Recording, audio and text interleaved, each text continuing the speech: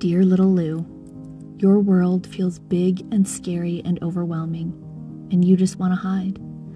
But you're also waiting for someone to come and rescue you. A knight in shining armor who will take you away so you can live like a fairy tale princess and leave all your worries behind. Or at least someone who will tell you that the IV fluids going into your little sister's arm are simply lipids and hydration fluid and maybe an antibiotic. The hustle and bustle around Julie and her health doesn't leave space for anyone to advocate for little Lou.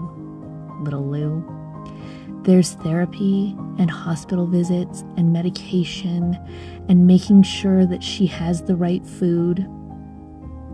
Even though you are so young, not even double digits yet, you carry a heaviness in your heart. You dream of making friends with ghosts, because ghosts probably won't tell the outside world the deep secret feelings you have. The ones about how lonely you are, how you crave to be seen and heard and believed and cared for. You're longing to trust a grown-up in your life, but that's swallowed up in the midst of the abandonment you feel. My little dear, you are a child made of glass. You're not fragile by any means.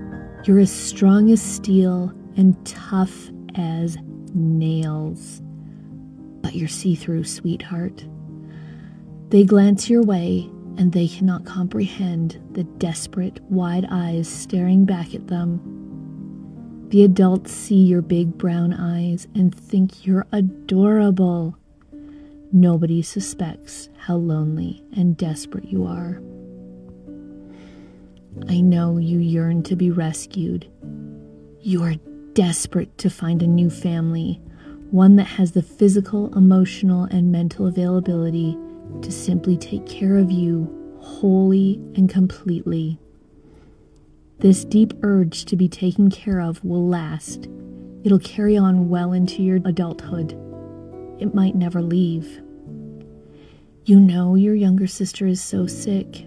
You don't blame her for that. It's really not her fault that you must live in the shadow of her needs. Her needs are a matter of life and death, after all. They must come first, and second, and third, taking up all the podium spots.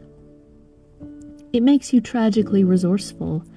When you're just outside the spotlight, shadows make you sneaky. I know that you have taken the weirdest things from other people's kitchen. Slices of bologna and processed cheese, spoonfuls of cold leftover mashed potatoes, simply so you don't have to ask, so you don't have to tell anyone you're hungry. No drawing attention to your needs.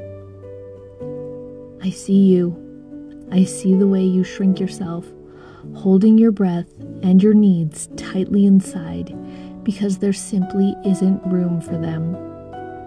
I see you crouching in your smallness, so much quieter and smaller than you're meant to be, because your sister needs so much care, and you've decided, somehow, that your pain or joy isn't as important. Know this, little one. You are instrumental in making Julie's last days meaningful. You are such a determined sister, and you have her back so closely that you will move some big mountains to stay with her and advocate for her, and simply make sure she has a little bit of fun. After she's gone, Skinamarink will be a song that makes you cry because you sing it with her and move her arms to do the actions while she's lying in her hospital bed. You become the grown-up you needed, but not right away. The teens and 20s are pretty angsty. You're not quite ready to ask for what you need all the time. You'll move to a place you really don't want to be, and you'll find yourself living other people's dreams to keep the peace. You'll learn that goat farming is not your calling in life. But you'll also learn how much grit and determination you possess. And this is the time when you start to suspect that there may be a tiny spark of magic in you. The person you're becoming is so much stronger, so much kinder, and so much more vibrant than you can imagine. The empathy you're growing right now will become your superpower. You'll learn to speak up, not just for yourself, but for others who feel invisible too. But you don't have to carry everything on your own. It's not your job to be the easy child, the quiet child, or the one who always understands. You are allowed to have needs, to ask for love, and to demand space to be seen. Little one, your worth isn't tied to how much you can endure without complaint. You are precious just for existing, just for being you. Someday, you'll look back and realize those moments you felt small were actually seeds of something big. You'll grow into a person who sees the world differently, someone who knows how to hold space for both pain and beauty.